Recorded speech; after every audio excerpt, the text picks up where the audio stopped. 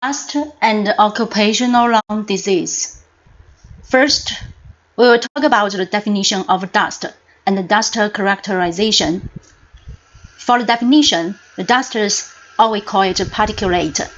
They are a broad category that describes solid particles suspended in air. So dusters are solid particles, and these solid particles can suspended in the air for quite a long time. Then the workers in the workplace or the people will have a chance to breathe in. For the characteristic of the dust, we will introduce about the nature and chemical composition and the size of dust particles. For nature and chemical composition, there are two different forms of the dust. The first one is inorganic dusters.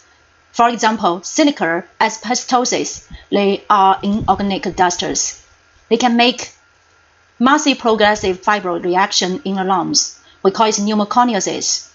Another one is inorganic dusters. The organic dusters, for example, the cotton dust or the green dust, they can make asthma, bronchitis, non-distinguishable for workers or people. So two different forms of dusters we can find in a working place. One called inorganic dusters and another called organic dusters. They can make a different disease because of the different dusters. The inorganic dusters, you will find it in the mineral fibers are from the stones, rocks, or arms. So mining, coloring, tunneling, blasting, smelling, and so on is a sources of the inorganic dusters.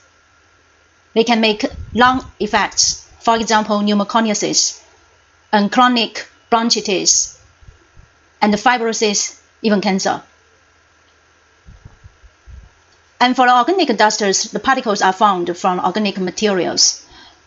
For example, you can find it in a plant from plants, animals, natural products like wood and leather.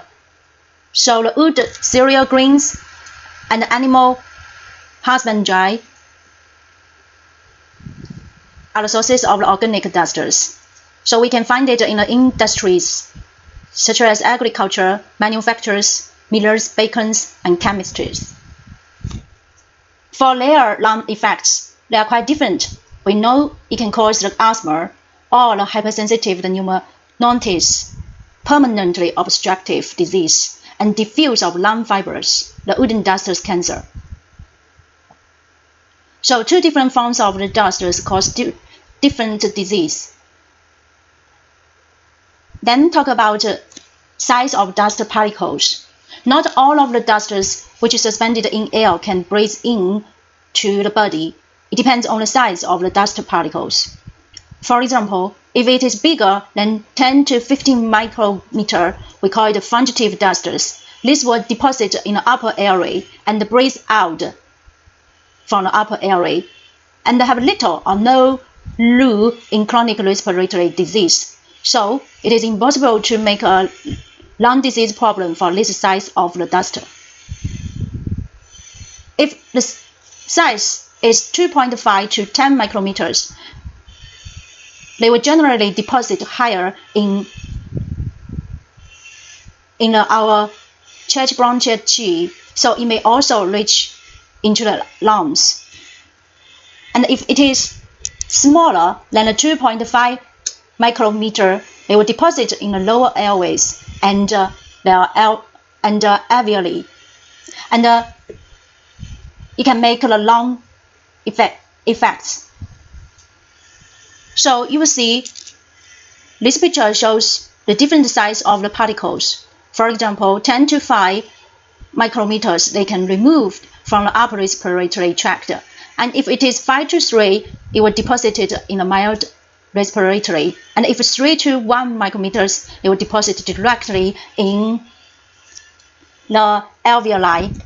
If smaller than 1 micrometer, they will move in or out of with the air. So if too big, can't stay in the body, and too small, it also can remove from our body. So too big and too small won't stay in our body for quite a long time.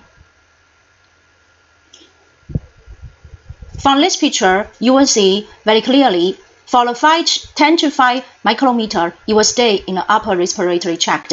If it is 5 to 3, it will stay in the middle, and if it is 3 to 1, it will stay in the lungs. And if it is smaller than 1 micrometers, they will remove out from our body. So this picture shows clearly the size of dust which stay in our body.